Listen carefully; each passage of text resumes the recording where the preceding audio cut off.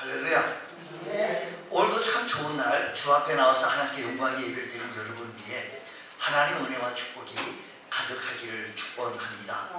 말씀 듣는 가운데 우리 주의 성령이 우리의 심령을 주관해 주셔서 근심 걱정은 좀 사라지고 맡긴 담들은 무너지고 참된 평화와 기쁨이 가득하는 귀한 시간 되어지시기를 축복합니다. 오늘은 어버이 주일입니다. 작은 것에 행복하기도 하고 또 작은 것에 아파하기도 하고 힘들어하기도 하는 귀한 가정, 옳은 가정의 소중함을 기억하는 그런 가정의 달이기도 합니다. 행복을 디자인하는 건강한 가정이 되어지기를 우리 모두 소망합니다. 우리 오늘은 어버이 주일로 이제 어버이 만 70세 이상 되신 분을 우리가 이렇게 어르신 모시고 있는데 사실 4어르신이네요 또. 70세 이상 되신 분 우리 교회에서 작년까지 또 행사도 하고 그랬는데 올해는 그 다른 행사를 우리가 점심을 또 하지 못하니까 이런 시국에서 이런 다른 큰 행사를 하지 못하고 우리 어버이 되신 어르신들을 위해서 한번 박수 한번 오래 소록하시고 많은 수고가 하시고 축복합니다.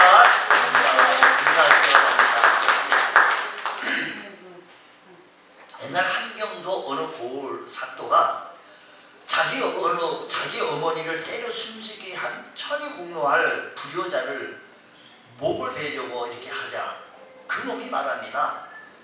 내가 내 어머니를 죽였는데 당신은 무슨 상관이냐고. 나는 글도 모르고 아무것도 모르는 사람이라고. 당신들은 내 인생에 간섭할 자격이 없다고. 내 인생이 내 것이 내 마음대로 내 마음대로 내 것이니 내 마음대로 하는데 뭐 그렇게 얘기를 참기를 한다고 하냐고. 이렇게 우렁차게 소리를 지르고 있는 이 천인공노할 이 불효자를 쳐다보고 있던 사또가 기가 찬 겁니다. 자기 죄가 얼마나 흉악무도한 죄인지도 모르는 이 놈은 죽을 자격도 없다고 사형집행을 중지시키고 인격 높은 훈장을 모셔다가 그에게 글을 가르치기 시작합니다. 죄인은 당장 죽지 않은 걸 좋아하며 열심히 또 글을 배워 익혀나갑니다. 천자문, 동문, 선순, 명시, 모감, 사서, 삼경 등을 배우면서 천륜과 인륜을 배우게 되어지고 깨닫습니다. 사람의 도리를 알게 되어지자 그는 사또 앞에 엎드려 통곡합니다. 사또, 저는 천하의 죽일 놈이 되었으니 저를 얼른 목을 좀 베해 주십시오. 그래서 사또가 이제야 죽을 자격을 얻었다라고 해가지고 사형집행을 했다라는 얘기입니다. 사도 바울이 살고 있었던 시대도 오늘 이 시대에 못지않게 급격한 윤리적 변화를 경험하고 있었던 시기였습니다. 로마 제국이 전 세계를 정복하며 가져온 로마 식민지 문화는 기존 전통 윤리에서 사람들을 해방하기 시작했고 그러다 보니 부부관계가 흔들리기 시작했고 부모와 자녀 사이의 전통 윤리에도 상당한 의식 변화가 생기게 되어진 것입니다. 젊은이들은 비전을 안고 새로운 세계를 향해 돈을 찾아 자유를 찾아 부모를 버리고 당시 소아시아의 수도와 같았던 에베소에는 수많은 사람들이 그렇게 해서 모여들게 되어진 겁니다. 또한 에베소는 아덴의 신전을 중심으로 사회가 혼란스럽고 젊은이들과 힘과 기회를 한껏 상품화하고 있었으며 노인과 어른들을 사회의 짐스러운 그런 구성으로 취급하는 게 되어진 겁니다. 그래서 가정에서나 사회에서나 주변 인간으로부터 그러다 보니 설 자리가 없고 소외되어지게 되어진 겁니다. 다시 말해서 전통적인 가정이 무너지고 이런 시대에 복음을 받아들이고 그리스도인 되어진 그 에베소 교회 성도들이 우리는 도대체 그러면 어떻게 우리가 건강한 가정을 이끌고 만들고 나가야 할 것인가 라고 묻고 있었던 겁니다. 그래서 사도 바울은 주 60년대 초 그가 3년 동안 정성을 쏟아 성도들을 양육하고 세웠던 에베소 교회를 향하여서 로마 감옥에서 이런 문제에 대한 하나님의 대답을 전달합니다. 그것이 여기 사도 바울은 오늘 어버이에 대한 그리스도인들이 그리스도인들의 자녀들이 이렇게 행해져야 할, 잊혀서는 안 될 그런 말씀을 하게 되시는입니다. 세상 사람들은 기독교인들을 어른도 조상도 모르는 사람이라고들 흉보입니다. 뭐라고 합니다. 왜? 제사를 지내지 못하게 한다고. 근데 성경은 그렇지 않습니다. 뭐라고 얘기하는? 자녀다 주 안에서 너희 부모를 순종하라. 이것이 옳으니라. 내 아버지 어머니를 공경하라. 이것은 약속 있는 첫 계명이니 이로써 네가 잘되고 땅에서 장수하리라고 했습니다. 우리는 이 말씀을 통해서 효도의 근거를 우리 한번 보십시오. 우리 어제는 어버이날로 우리 여러분들이 자녀들로 하여금 효를 한껏 받았는 줄로 생각이 되어집니다. 어버이 자녀들 여러분, 어버이날만 그렇게 찾고 할 것이 아니라 매일의 삶 속에서 따뜻한 전화, 따뜻한 위로, 따뜻한 손잡는 모습이 우리에게 있어야 할 우리의 형편들인 것을 우리가 깨달아야 할 것입니다. 자, 먼저 성경에서 뭐라고 사도 바울이 그런 로마 시대에 그런 환경 속에 있었던 그들 향하여서 말씀하신 것은 과연 무슨 말씀인가? 2절 말씀 보게 되시면 내 아버지 어머니를 공경하는 이것은 약속이 있는 첫 계명이라고 말씀합니다. 부모 공경은 하나님의 계명, 약속이 있는 첫 계명이니라고 했습니다. 한 계명은요, 해도 되고 안 해도 되고 그런 선택권이 있는 권장 사안이 아니라 하나님의 절대 명령입니다. 신명기에서도 이렇게 신명기서 5장 16절에서도요 이렇게 말씀합니다. 너는 내 하나님 여호와께서 명령한 대로, 하나님께서 명령한 대로라고 했어요. 이 말씀은 10계명, 5계명인데 이 계명이 처음 시내산에서 주어졌지만 이스라엘 백성이 부모 공경을 등한히 하자 효를 강조하기 위해서 내 하나님 여호와께서 명령한 대로라는 말씀이 첨가되어졌던 겁니다. 사람들은 우리 10계명을 이렇게 나눕니다. 1계명에서 4계명까지를 하나님께 대한 신적 계명이요, 5계명부터 10계명까지 인간에 대한 윤리적 계명으로 이렇게 둘로 나눕니다. 대신관계, 대인관계 이렇게 나눕니다. 그러나 제5계명인 부모 공경 계명은 하나님께 대한 계명으로서, 그 이유는 하나님이라고 하는 말은 1계명부터 5계명에 나오지만 6계명부터는 하나님이라고 하는 말이 나오지 않기 때문에 그렇게 분류도 할 수가 있다는 겁니다. 이유는, 이 말씀을 바라보면서 그 이유는 생명의 근원은 창조주 하나님이시지만 부모님은 그 생명의 전달자이기 때문이라는 겁니다.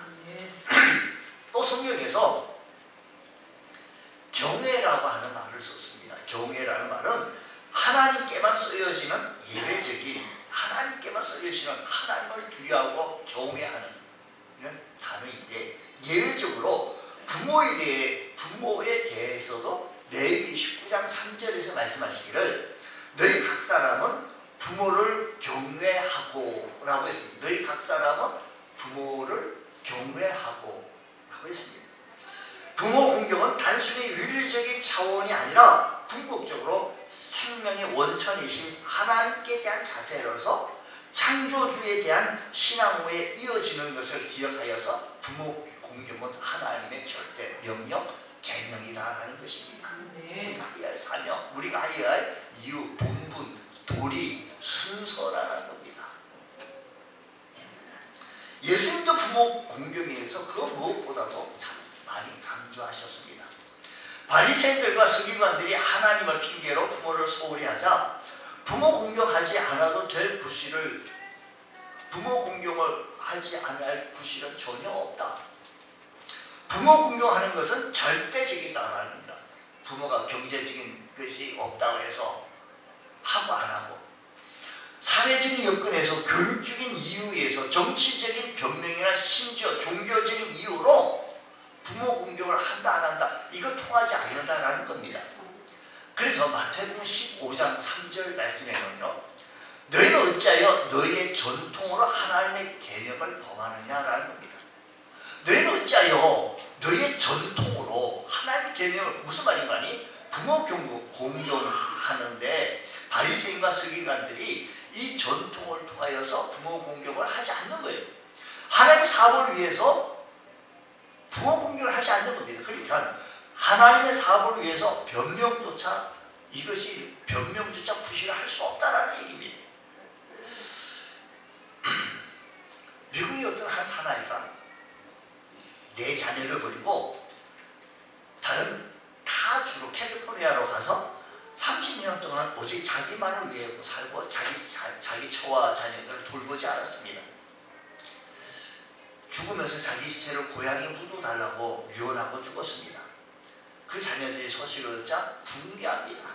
그 사람이 우리와 무슨 상관이 있기 때문에 우리에게 해준 것이 무엇인데 우리가 얼마나 고생했는데 그러나 믿음이 깊은 큰 아들이 이 모든 장례 절차를 잘 처리합니다.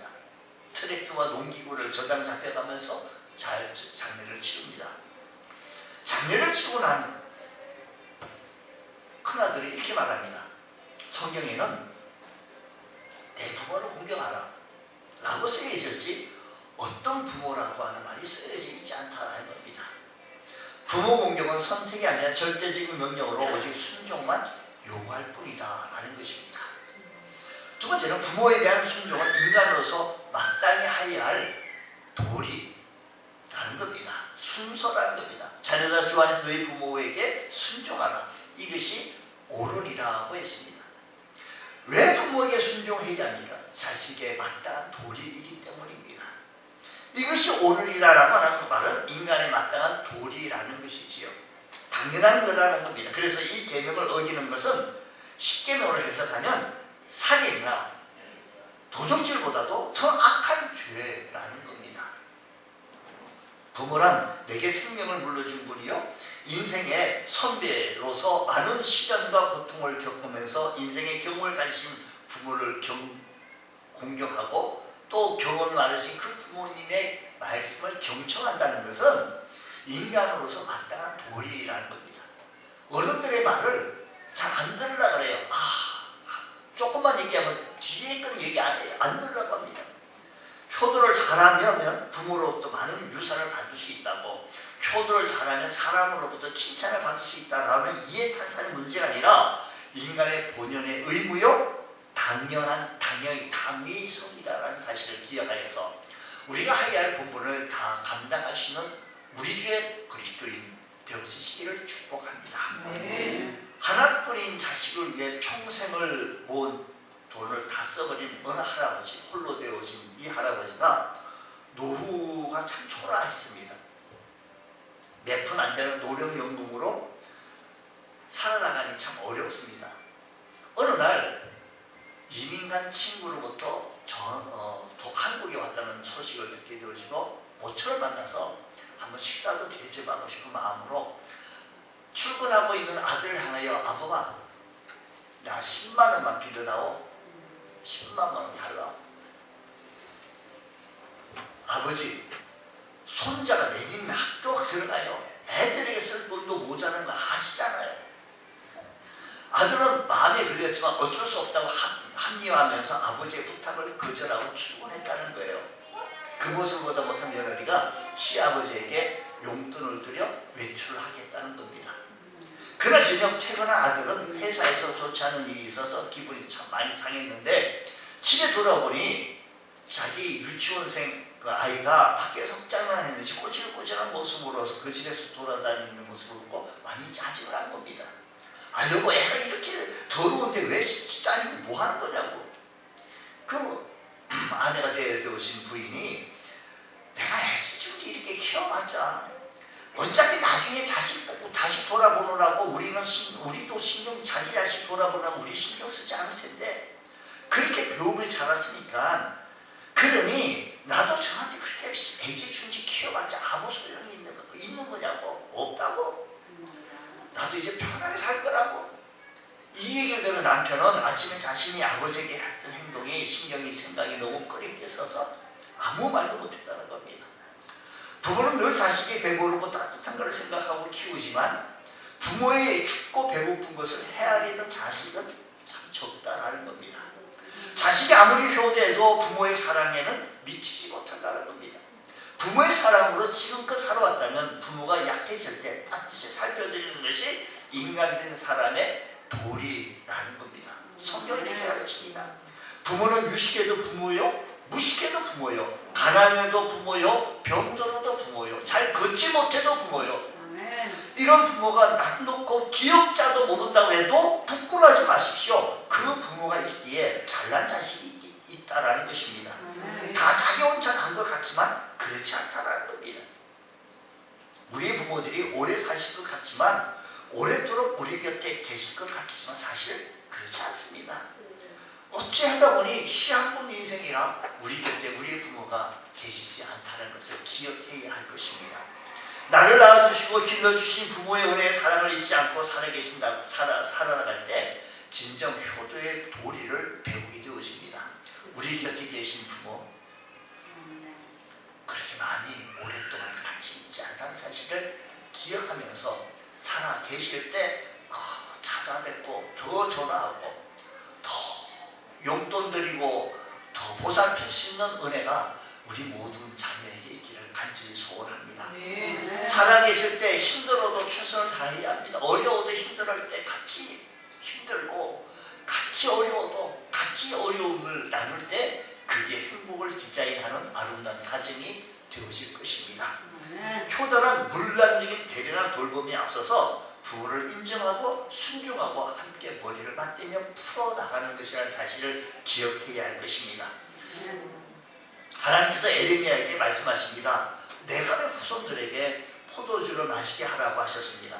에레미야는 하나님의 명을 따라 내각 족속들에게 포도주를 내놓고 마시라고 하자 내각 자손들은 이렇게 말합니다. 내 조상 요나답의 말을 순종하고 내 조상 요나답의 말에 순종하여서 우리는 포도원에서 난 것을 먹지 않았고 또 포도원도 재배하지 않았고 포도원을 가지지도 않았다고 말합니다.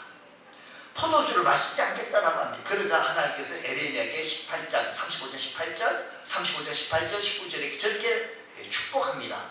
만군의 여호와 이스라엘 하나님 여호와께서 이와 같이 말씀하시라.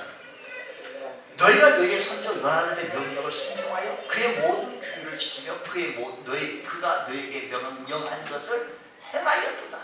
그러므로 만군의 여호와 이스라엘 하나님께서 이와 같이 말하시느니라. 내가 내 아들 요나답에게서 내 앞에 설 사람이 영원히 어떻게 되는 거니? 끊어지지 아니하리라 라고 축복하셨어요. 끊어지지 않아요. 하나님께서 조상의 뜻을 따르는 내각 족속을 축복하셨습니다. 이렇게 하나님은 부모에게 순종한 사람들에게 복을 주셨다는 사실을 기억하시면서 주님의 은혜가 우리 온 가정에 아름답게 피어나는 귀한 가정 되어지기를 원합니다. 부모 공경은 보상의 축복이 약속되어져 있는 계명이기도 합니다. 오늘 말씀 2절 3절 다시 말씀 보게 되어지면 내 아버지 어머니를 공경하라. 이것은 약속 있는 첫 계명이니 이로써 네가 잘 되고 땅에서 장수하리라. 할렐루야. 다른 계명은 그냥 명령만 있을 뿐인데 이 계명을 지키는 자에게는 축복이 약속이 되어져 있습니다. 신명기에도요. 신명기서 5장 16절 우리 다시 말씀 보더라도 이렇게 말해요. 여호와께서 명령한 대로 내 부모를 공경하라. 그리하면 네 하나님 여호와가 내게 준 땅에서 내 생명이 길고 복을 누리라고 했습니다. 두 가지 축복을 해주셨습니다. 내 생명이 길고 복을 얻으리라 했습니다. 먼저 오늘 본문 속에서 잘 되고 땅에서 잘 되고 사람들에게 어르신들에게 묻는다면 자녀가 잘 되는 것이 좀 부럽다고 얘기해요. 자녀들이 어느 집에 돈 많은 건 부럽지 않고 자녀들이 어디 가서 높은 곳에 올라가고 높은 위치에 올라가 있고 훌륭하게 되어 있으면 그거 참 부러운 곳이 없다라고 얘기합니다. 또 한 가지 소원이 물으면 그냥 남은 여생 건강했으면 좋겠다. 또 한 가지 소원은 뭐냐면 참 여유 있는 삶의 질이 있는 그런 삶을 좀 살았으면 좋겠다. 나도 남 좀 대접해가면서 이로써 내가 잘 되고 성경은요 효자가 복을 받는다. 내가 잘 되는 비결이 바로 이거다라는 겁니다. 창세기 40장 말씀 보면 야곱이 죽기 전에 자기 아들 12아들을 축복하는 광경이 있습니다. 그 중에 12아들 중에서 장자 르벤에게 축복이 아니라 저주같이 들려요. 창세기 49장 3절 4절 말씀 보게 되시면 르벤은 너는 내 장자요 내 능력이다. 내 기력의 시작에 위풍이 월동하고 권능이 탁월하다마는 그 다음에 청중이에요. 물의 끓음 같은 너는 탁월하지 못하니 앞에는 탁월하다 그랬는데 탁월하지 못하니 왜 그런 거 아니? 내가 아버지의 침상에 올라 더럽혔습니다. 그가 내 침상에 올랐다라는 겁니다. 무슨 말입니까? 르벤은 서목 비라와 어머니 마찬가지로 어머니 격되는 비라와 평관함으로 아버지의 침상을 더럽힌 채로 그가 장자였음에도 불구하고 그 자손들 가운데 탁월한 인물이 하나도 나오지 못해요. 그 르벤 자손 속에서 왕도 선지자도 사사도 어떤 왕도 나오지 못해요. 그걸 보니까 가장 초라한 지파가 되어지고 말았던 겁니다. 반면 야곱이 유다 지파에게는요 축복이 참 귀한 축복을 내린 거예요.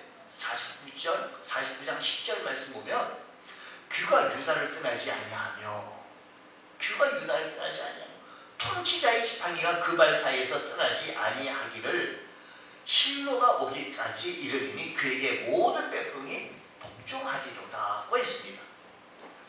이스라엘을 다스릴 왕이 유다 지파에서 나올 것이며 메시아도 이 지파를 통해서 오시리라고 하는 귀한 축복을 유다 지파에게 향합니다. 이 예언은 역사 속에서 그대로 이루어지는데 다윗 왕조가 유다 지파였고 예수님도 다윗의 후손으로 유다 지파에 속해 있다는 것입니다. 유다가 이런 축복을 받게 되었을 이유는 다른 형제들보다 아버지 야곱을 생각했던 이 아버지 야곱을 생각했던 그 아들 유다였던 겁니다. 창세기 44장 말씀 그 내용을 뒤에 얘기를 보면 애굽에는 곡식이 요셉이 총리가 되어서 곡식이 있었지만 그 외의 땅에는 가나안 땅에는 곡식이 없어서 형제들이 곡식을 사러 애굽에 가게 되어졌는데 마침 그 땅에 가보니 자기 동생 요셉이 총리가 되어져서 실권자예요. 요셉이 국무총리 돼가지고 9년 차는요 그 애굽 전역에 요셉을 어떻게 움직이려 건드릴 사람이 아무도 없었어요. 바로 왕까지도 그를 추대할 정도입니다. 7년 동안 흉년 동안 7년 풍년 동안 잘 대비했어요. 근데 8년째 흉년이 되어진다? 그러면 그 애굽이 망하는 거예요. 그런 상황 속에서 바로 그걸 몰랐겠습니까? 그걸 처리해가지고 이끌고 나가는데 얼마나 지혜로운지 모릅니다. 그 차에 자기 형들이 왔어요. 곡식 사러 온 겁니다. 요셉이 시험을 하는 겁니다. 자세히 묻습니다. 너 아버지가 살아계시냐? 노인이 어르신이 살아계시고 있냐? 너 형제가 어떻게 되느냐? 꼬치꼬치 묻습니다.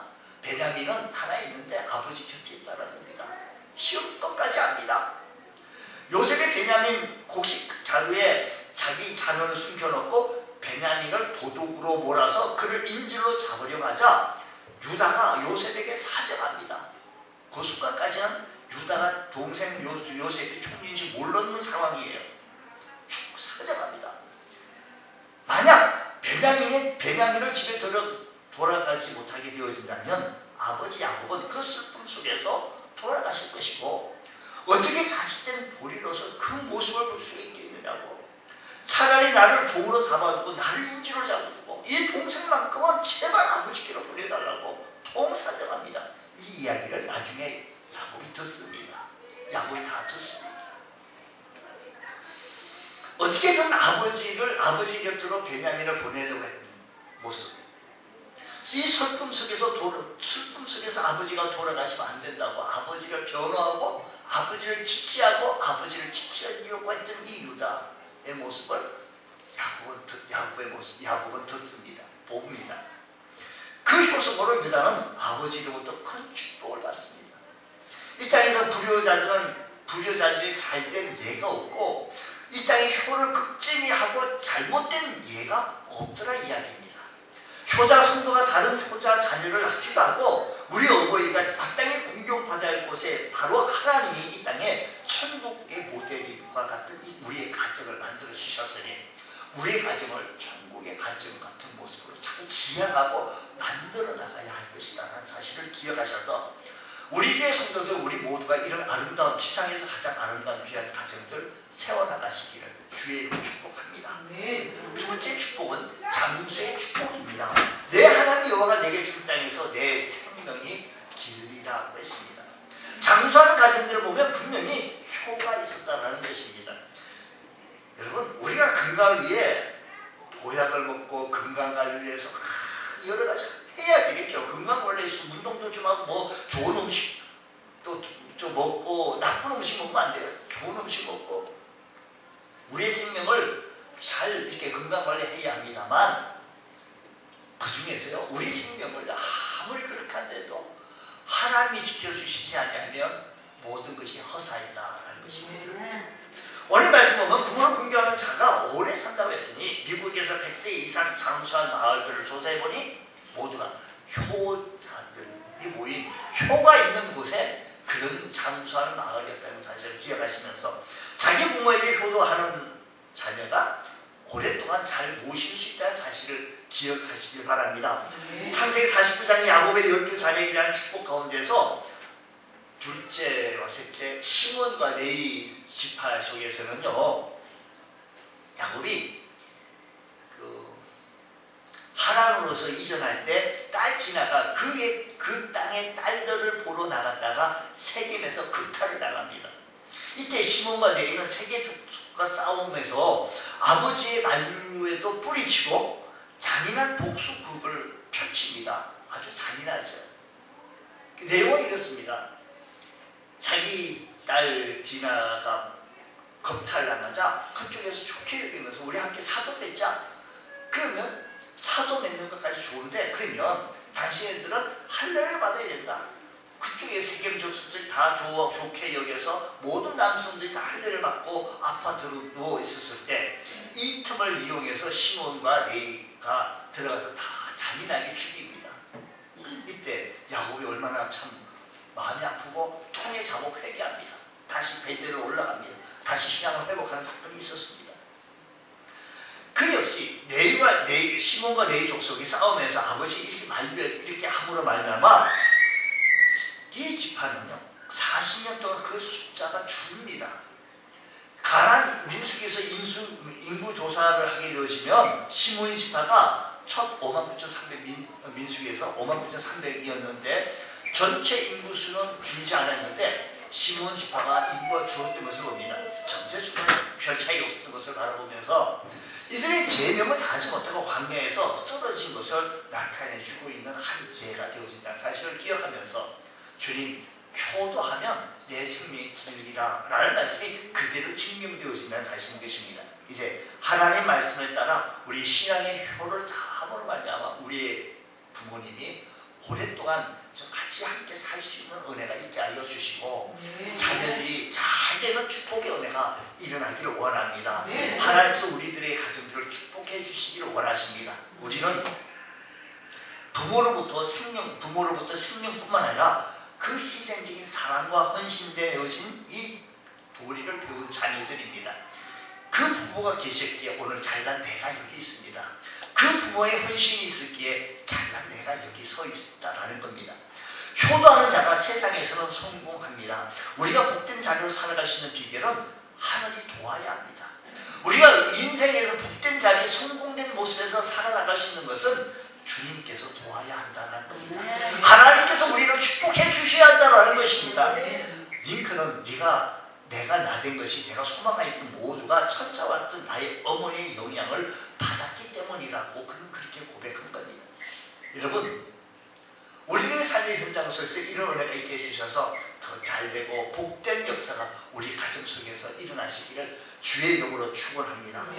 우리들의 삶의 가정에 이런 아름다운 가정을 나타내 볼 수 있는 우리 믿음의 가정 되셔서 우리 가정의 자녀들을 자랑하는, 또 우리의 부모님을 자랑할 수 있는 귀한 은혜가 일어나시기를 주의 이름으로 축복합니다.